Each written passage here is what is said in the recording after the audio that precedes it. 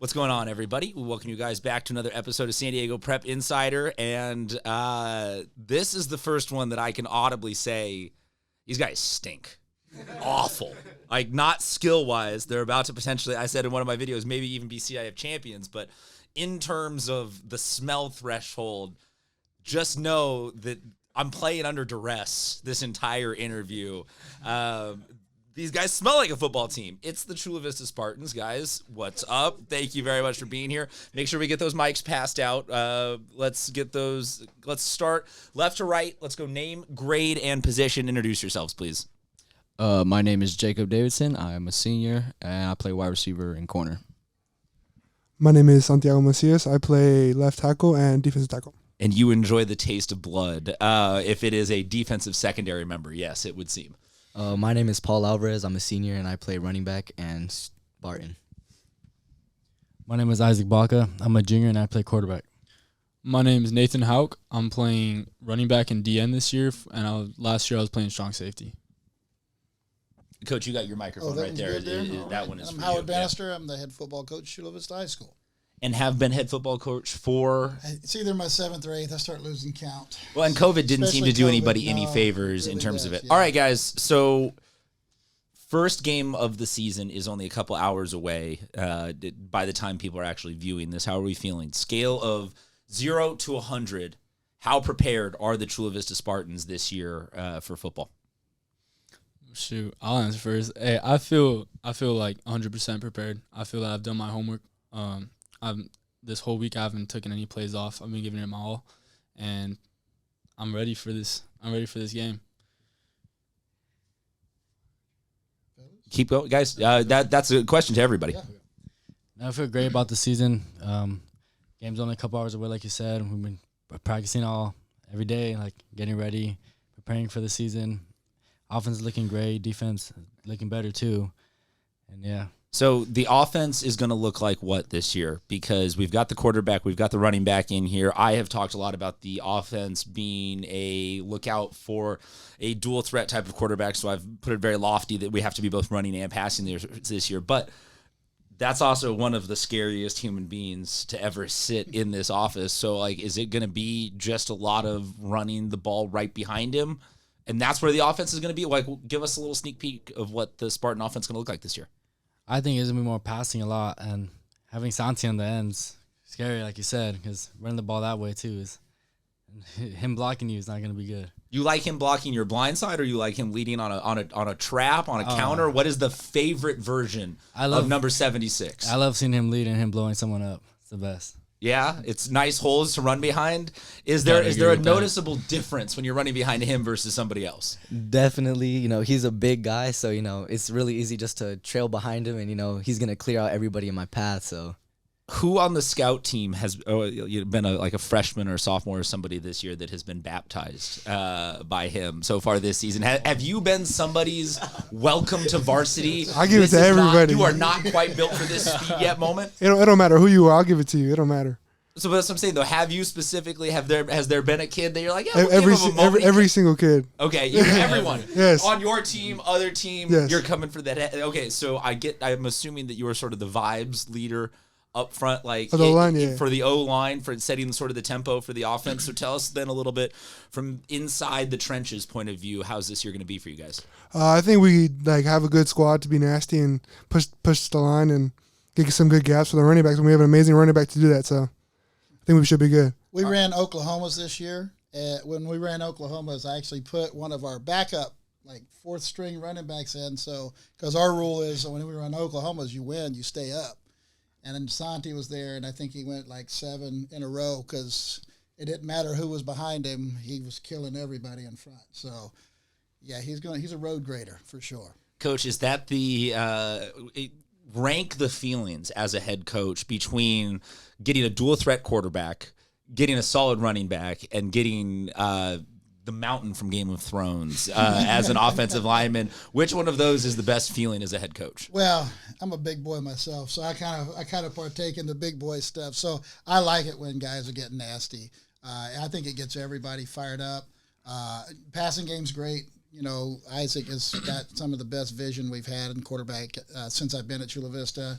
But man, there's nothing like telling the team that we're coming, and there's nothing they can do about it. Pointing to a specific gap, being like, yeah, that's where we're taking this ball, That's and right. it gets going in that direction. Okay, so what then has been the last couple weeks of training camp for you guys? What has the focus been offense? Has the focus been intensity? Has the focus been teaching the younger, like take us inside the huddle a little bit as to what training camp has been like for you guys so far? I think we've really focused on intensity, like especially hitting. Like we need to make sure that we know how to hit and make sure we know how to tackle, make sure we get after it. And is that something that you guys, like, has that been the message all off season too? This feels sometimes like when we're coming into a season, like this isn't just the last 2 or 3 weeks. Like this is something that you guys have been working for the last 2 or 3 months, 2 or 3 years, sometimes for some of you guys who are juniors and seniors. So, where have you guys set the bar? What are the expectations this year that you're giving yourselves, either personally for I want to run or throw for this amount of yards, or just as a team? I'm assuming you're going to say you want to win CIF, but I want to hear from you guys kind of where you have the bar set this year. Well, definitely, without a doubt, I know we're going to be winning league this year for sure, and we're going to take it all the way. We're going to go as far. So looking up and down the schedule, or no, go ahead, please. Oh, I mean, like since middle school. I mean, we've been at this for 6 years. We trying to put Chula on the map for like we want to make sure everybody knows that Chula and we coming. And that's what we want. That's what we want to do. Do we have where are we, please forgive me for not knowing this, where are we in terms of field status? Are we are you guys Road Warriors this year? Not yet. This is last season of... That's right now we're in the last season. It's the best we've been in terms of that position. The district's finally got like a solid plan going ahead. But the way it looks right now, this will be the last time we're on grass, and because of that, I'm going to be bringing back a lot of old alumni to come out for the coin toss, guys that have really put a lot of blood, sweat, and tears on the field to kind of honor where they played before. And then I think we're going to be on the road for like 2 years. It's a really old place and stadium, and so it's going to take a while to Drew Westling is having Vietnam flashbacks right now. He's exactly. hearing he's hearing. Well, I think with him, this was worse because they told him a year, and it ended up being 2. I think we know going in it's going to be 2 years. For us, so we're prepping for that. But are any of you guys excited or do any of you guys want to keep the turf or keep the grass? You guys are excited to see this switch, right? Yes, but I do love the grass, man. I'm sometimes I wish it was a little bit better kept, but I mean, like I prefer good grass over good turf. I feel like a lot of people would agree with that. But I am super excited to not play, but see the 2 years. Yeah, because for the seniors, you could be like, no, I'm mad. That sucks. Like, this sucks for us. Not only that, I mean, getting smashed on grass, like destroying somebody and putting them on their back, like it's different when it's a dirt. Like people come from these pretty fields and stuff like that, and then they really play Chula football when they come to our field. So it makes you guys tougher than everybody else. Yeah. Except for when it's not nicely manicured dirt, and then it just hurts. Yeah. Well, I mean, we practice on it every day. I mean, we don't even notice it. We don't notice it. I'll tell you a story from last year when we played Calexico in the playoffs. One of the coaches came up and talked to me before the game and said that he was trying to prepare his team all week because, guys from the desert are always tough. And he saw film on us, and the first thing he said is, anybody that can play on that is tough as hell. So he was trying to prep his team for how tough we were going to be, knowing what we play on every week. So looking ahead at the schedule, we are filming this week 1 of the season, but I think that a lot of what these guys are saying is just applicable to who they are as a team all season long. You guys got Mount Miguel, Hilltop, Canyon Hills, Olympian, Sweetwater, Mar Vista, Southwest San Diego, Castle Park, San Ysidro. All seem very winnable in terms of the schedule. This is not, and no offense to any one way or not to put the other schedule, you don't have to play the cross-league game against Mater Dei this year. Mm-hmm. You don't have a Helix or a Steel Canyon or something like that on the non-league. Like you have potentially this could be 10 straight weeks of you guys beating teams that you're in competitive games with, getting better and better and better. If there is one game though this year that you are like, hey, we've got that one extra circled, is it who? I mean, you guys starting off with Hilltop is early in the season. I know that is technically the Kiwanis Bowl, but that doesn't necessarily always feel like that means that you guys as a football team are biggest rivals with Hilltop. Who's the game this year that you've kind of got a little bit of extra oomph with? For me personally, I think one of the games that we have circled the most for would probably be like Olympian, because I just feel like I just feel like we've given it to them last year. I feel like this year we'll just do the same thing. I think, well, all right. I think this year, for me personally, Sweetwater just is the deepest rivalry in Chula Vista, and nothing like a Legacy of Pride game. It gets scrappy, it gets fun, we hit hard, and I'm expecting to win that game. I second that message. Officially endorsed. Do we have a third? We have a motion. It so passes. Chula Vista Sweetwater is the best rivalry in the South Bay. For me, I think it'd be Hilltop, because I feel like for Sweetwater, it's always been like one-sided. And then I feel like for Hilltop, it's always been a competition, like ever since I've played against them. Yeah. I agree with Sansa there. Like, I'm circling Hilltop on our schedule. Really, every time we play them on 7, it's always a good game too. But I can just imagine in pads how better it would be. You guys talk about how you're Chula Vista. You've been doing this together as a group for a long time. It feels very much like you guys are homegrown talent keeping this together in the area that you all grew up in. Talk about what it could mean.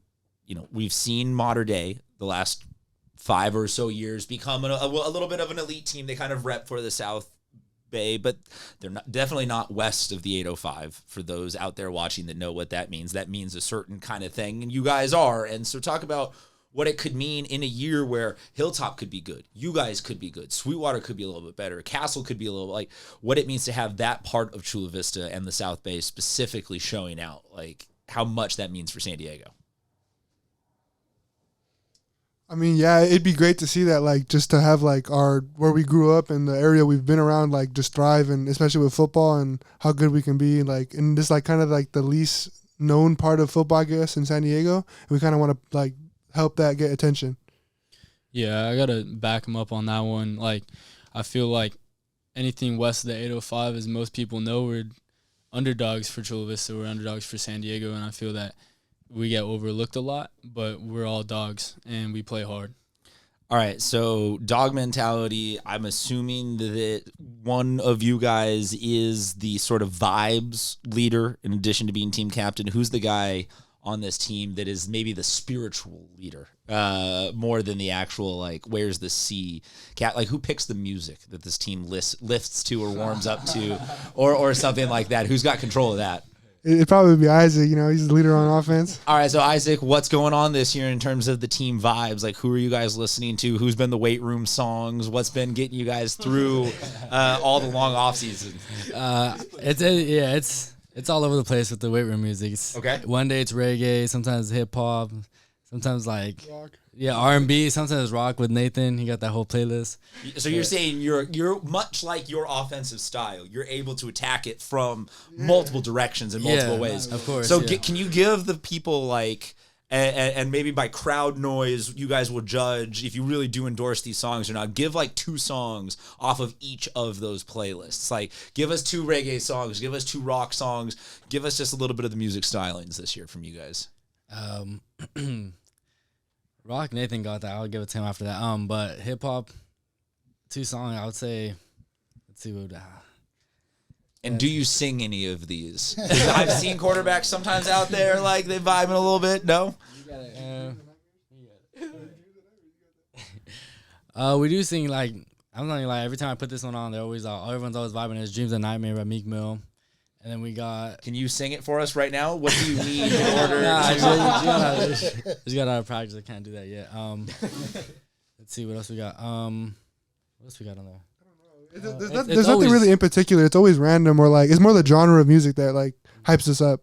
Deal. So what's it going to be then tomorrow? Maybe better questions. What's it going to be tomorrow pregame? What are we feeling as a vibe right now? If we were to tweet out the Chula Vista or X out or whatever it is now, I don't know what I'm supposed to call these things. Chula Vista is feeling this song as the official song of week 1 of San Diego high school football. What are we saying? What? You think rock? Nathan is like a throwback 80s kid. Man. Okay. Yeah. If you can pull out any old school 80s, that's I love he my would rock. fit no shows. I love my rock, definitely. I think if you turn the song on, "Bodies" by Drowning Pool, in front of anyone in our squad, like it turns a switch on for sure. There you go. We will have that posted in the story on our Instagram. All right, so guys, loaded question that I kind of like to always end with, and this just kind of goes out to everybody who are the upperclassmen, and most of you, yes, are seniors, with the singular exception of the junior. For you guys as a senior class, what do you want the legacy to be? What do you want to leave behind as an impact? I know that that's a big, like, that can go in all sorts of directions. There's no right or wrong answers to that. But what do you guys want, hopefully, by the end of this year to have instilled in the rest of the Chula Vista football program? Honestly, one of the things that I want to definitely leave behind is effort and wanting to be there. Like, people coming out and meaning to be there. Whatever you do on the field that represents you, your family, not only that, but you're also representing Chula Vista. There's a reason we have the Chula Vista symbol on our jerseys, and I want to make sure that they all know that how much it means to everyone. Yeah, I agree with that, and I would say, wherever we land, we're going down swinging. It's not going to be no easy give-ups or nothing. It's fighting all year. As a junior, I want to give, like, everything that my seniors want, because I know my senior year, I wouldn't want the underclassmen, like, not giving as much effort when I'm a senior. So I want to give anything that seniors want. I think definitely some banners, and probably just that Chula's here and that you should, like, think about us. Don't just overlook us. Don't just, like, that's what's been happening. I think it's physically possible to overlook you. I want to second Nathan, or third Nathan, actually. Effort is a big part of how I feel like us seniors go by. We go by a lot of effort no matter what's going on at home. Like, anything, football should be a way to, escape all of that and just being able to play your heart out. I think that's the best thing about football. Coach, what have these kids as seniors meant to you? Starting off with the mountain over there and Nate, those are the only two guys I've had that have started as freshmen for me. So they're 4-year starters. So seeing this come to the end of this season is going to be, a beautiful and sad moment altogether. And then everybody else, Paul was great. Like, I didn't even know who the hell he was as a freshman. Super quiet and just worked hard and all of a sudden you give him the ball and he just makes you watch him. He makes you focus and makes you see what he does.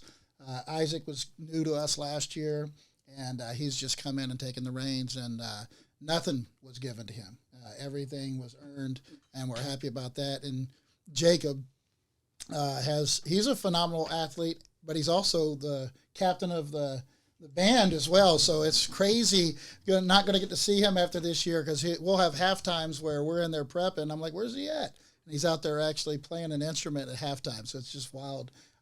These guys are going to leave, win, lose, or draw. I'm excited about the impact they're going to have on our program long term. And these are really good young men and proud to have them on our squad.